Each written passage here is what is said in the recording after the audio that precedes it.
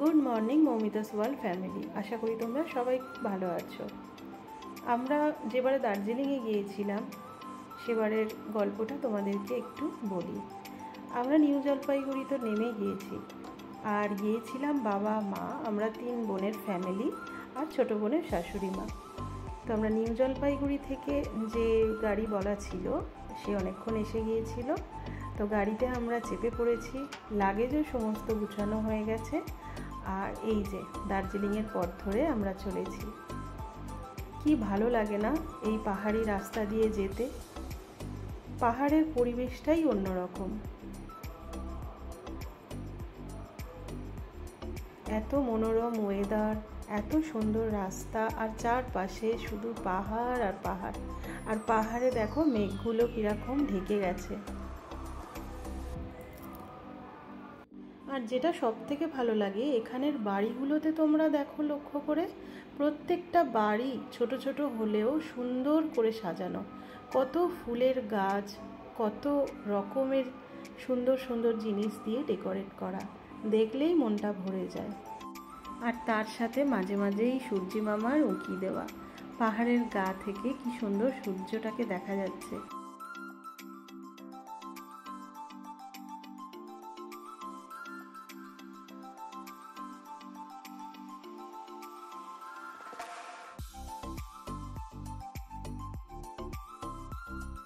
দার্জিলিং ট্রিপের আমাদের প্রথম যেখানে থাকার ছিল সেটা হচ্ছে যোগীঘাট। তো যোগীঘাটে আমরা হোমস্টেতে গিয়ে কিছুক্ষণ রেস্ট নিয়ে স্ন্যাক্স, চা এই সমস্ত খাওয়া দাওয়া করে আমরা চারপাশটা একটু ঘুরে দেখার জন্য বেরিয়ে পড়লাম।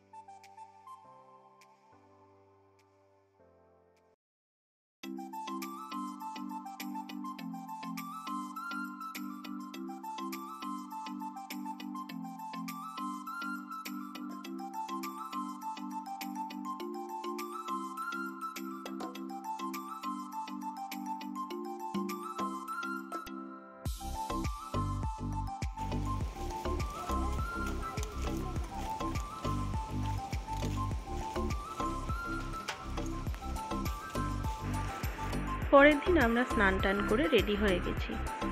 যোগীঘাটে আমাদের 1 নাইট স্টে ছিল।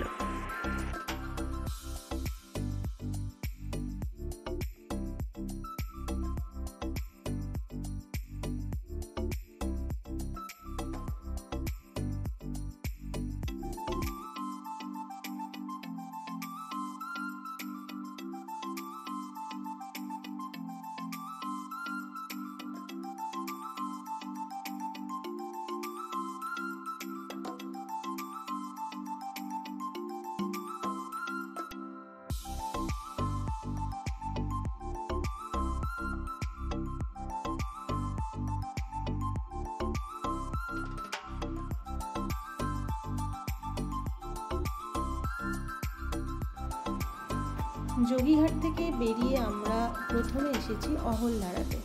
অহলধারা তাকদায় যাওয়ার আগে যে আমাদের সাইট সিনগুলো পড়েছিল সেগুলো আমরা কভার করেছি।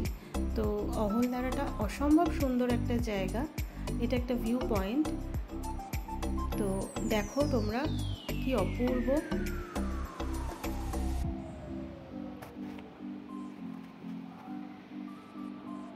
তারপর কিছুক্ষণ আমরা অহলধারাতে থেকে ছবি টবি তুলে আনন্দ করে কিছু খাওয়া দাওয়া করে বেরিয়ে পড়লাম। আর এই পাহাড়ি ফুলগুলো দেখতে কি সুন্দর লাগে না? আর কত আপেল হয়েছে, আমরা যে সময় গিয়েছিলাম আপেলগুলো তখন একদম সবুজ রঙের ছিল।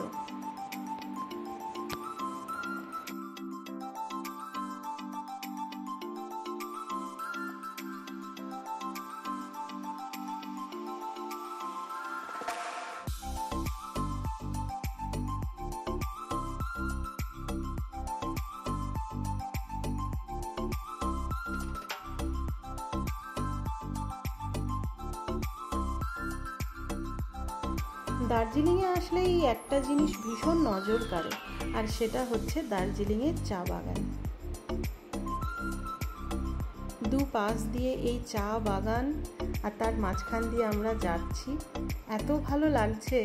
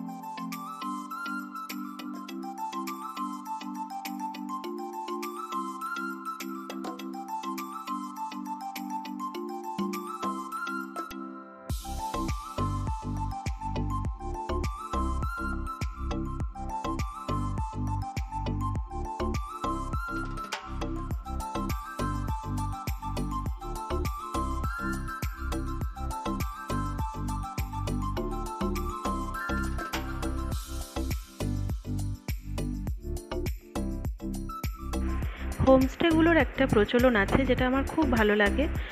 যখন আমরা যাই তখন ওদের ওয়েলকামটাও খুব ভালো হয়, আর যখন আমরা হোমস্টে ছাড়ি সেই সময়ও ওরা যেভাবে আমাদের যত্ন করে ছাড়ে সেটাও খুব ভালো, যাতে আমরা আবার দ্বিতীয়বার সেখানে যেতে পারি।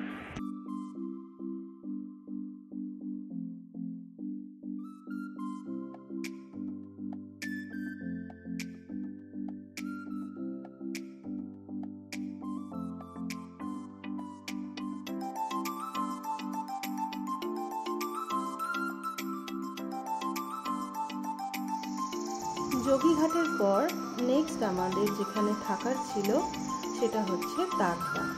তাকদার ভিউ আবার তো তোমাদের যত বলবো ততই কম। মনোরম পরিবেশ আর এই অসাধারণ দৃশ্য, যেটা এর আগে পাহাড়ে আমি কখনো দেখিনি।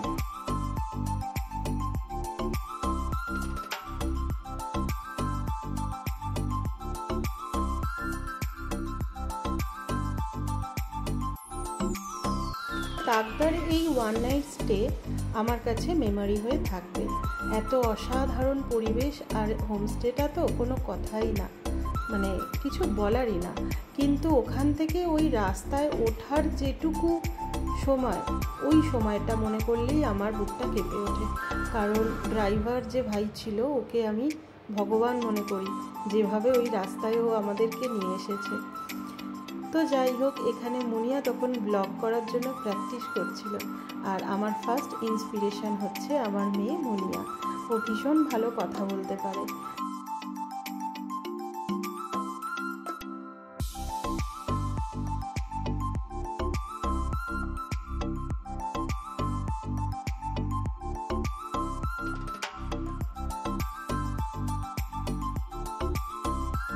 পরের দিন সকালে আমরা সবাই মিলে কিছু ছবি ক্যামেরাবন্দি করলাম। তাকদায় আমরা যে রাতে ছিলাম সেই রাতে আমাদের খুব মজা হয়েছিল। বনফায়ার চিকেন হয়েছিল, অনেক খাওয়া দাওয়া মজা হয়েছিল। ওখানের হোমস্টেরই এক দাদা ক্যারাওকেতে মিউজিক চালিয়ে গান করছিলেন খুব সুন্দর, আর মাইক্রোফোন দেখে আমিও কিন্তু গান করার লোভটা সামলাতে পারিনি।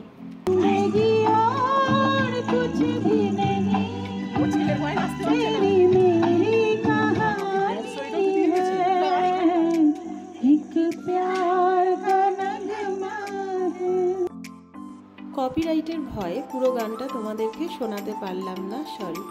আর এখানের ফুলগুলো দেখো কি সুন্দর।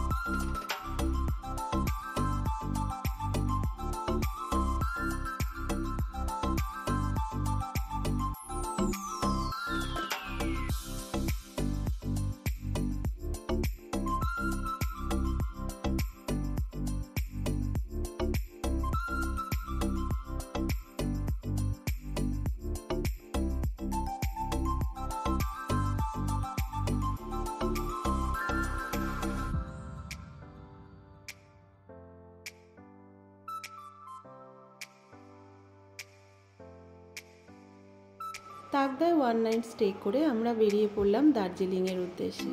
তো এখন আমরা দার্জিলিংয়ের পথ ধরে এগিয়ে চলেছি।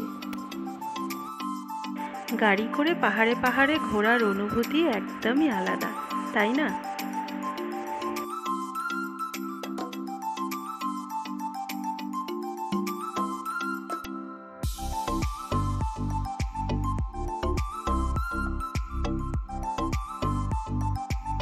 আচ্ছা, দার্জিলিংয়ে যাওয়ার আগে পথে পড়ে লামহাটা। লামহাটায় আমরা ফার্স্ট গেলাম। প্রথমবার যখন দার্জিলিংয়ে গিয়েছিলাম আমি লামহাটার ওপরে যে ওয়াটারফলটা রয়েছে ওখানে যেতে পারিনি। মুনিয়া গিয়েছিল, কিন্তু ও এসে আমাকে বলেছিল, মা তুমি খুব বড় একটা জিনিস মিস করলে। তো এবারে আমি সেই জিনিসটা আর করতে চাইনি। আমি কিন্তু একাই ওপরে উঠেছিলাম, বাকিরা সবাই নিচে ছিল, আমার জন্য ওয়েট করছিল। আমি এই ওপরে যে এত ছোট একটা জলের জায়গা রয়েছে, পাহাড়ের ওপরে কীভাবে থাকে সেটা দেখার জন্য আমি একাই উঠেছিলাম। পথটা ছিল খুবই দুর্গম, কষ্ট হচ্ছিল। মাঝপথে গিয়ে একবার ভাবলামও না এবার নিচে নেমে যাই, কিন্তু মাঝখানে থেকে নিচে নেমে যাব, আবার সেই মুনিয়াকে গিয়ে আমাকে কৈফিয়ত দিতে হবে। তার থেকে বরং আরেকটু কষ্ট করে উপরে উঠে যাই। তারপরে গিয়ে যা দেখলাম, ওই যে দেখো কুকুরটা কি সুন্দর খেলা করছে, সবাই এর মন জয় করে রেখেছে যেন মনে হচ্ছে। প্রত্যেকে ওর দিকে তাকিয়ে বসেছিল। কুকুরটা একবার জলে নামছে, চান করছে আর উঠছে, সবার গায়ে ওর গাটা ঝাড়া দিচ্ছে। খুব মজা লাগছিল দেখতে ব্যাপারটা।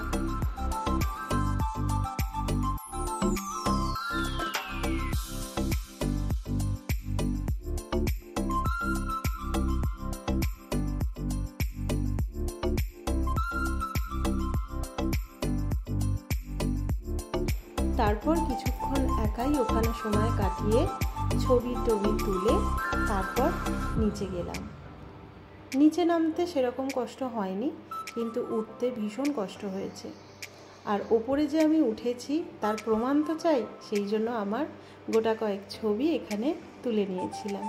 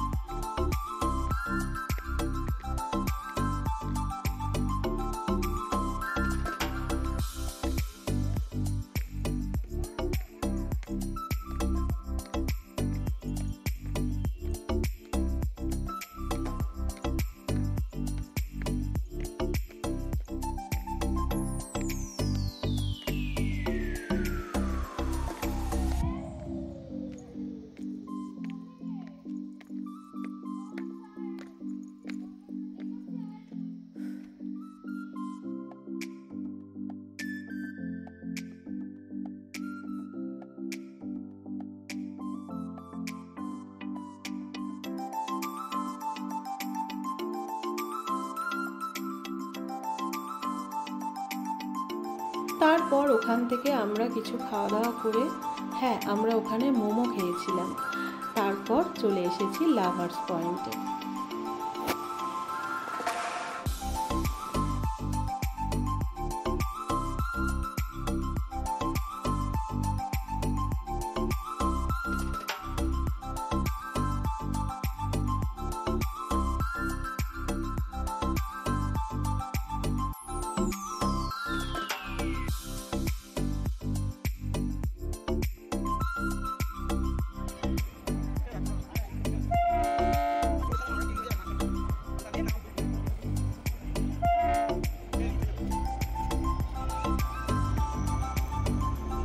তারপর আমরা গিয়েছিলাম বাতাসিয়া লুপে।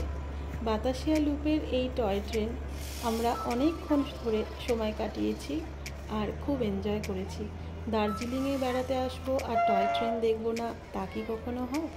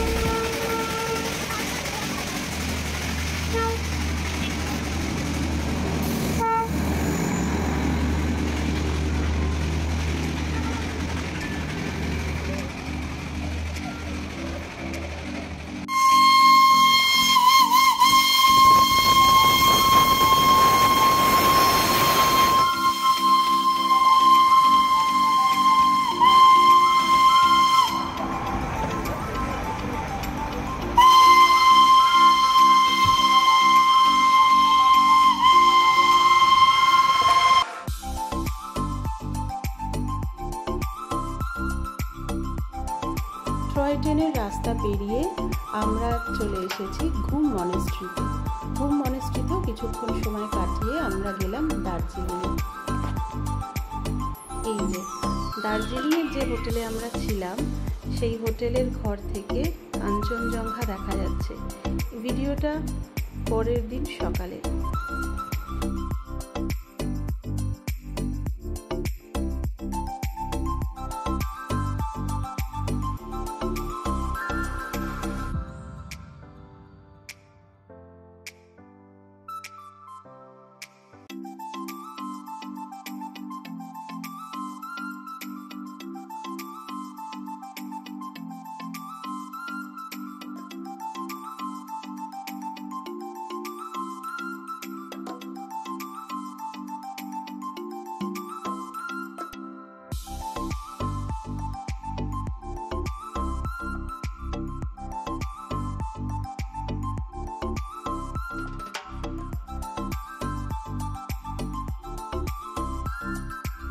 সন্ধেবেলা আমরা গেলাম দার্জিলিং ম্যালে।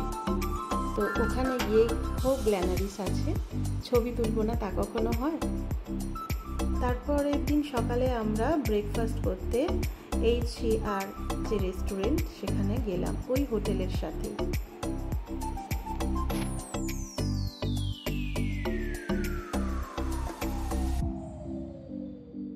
পরের দিন আমরা দার্জিলিং থেকে সাইট সিন করতে বেরোলাম। প্রথমে গেলাম আমরা পিস প্যাগোডায়।